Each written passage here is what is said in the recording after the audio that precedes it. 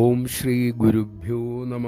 ചിക്കാഗോയിൽ അമ്മ ദർശനം കൊടുക്കുന്ന സമയം രാത്രി ഏറെയായി. അമ്മ അപ്പോൾ അമേരിക്കക്കാരനായ ഒരു ബ്രഹ്മചാരി സാധകനെ വിളിച്ചു. അമ്മയ്ക്കരികിൽ വന്ന ഭക്തന്മാർ പറഞ്ഞ കാര്യങ്ങൾ തർജ്ജമ ചെയ്തു തരാൻ പറഞ്ഞു.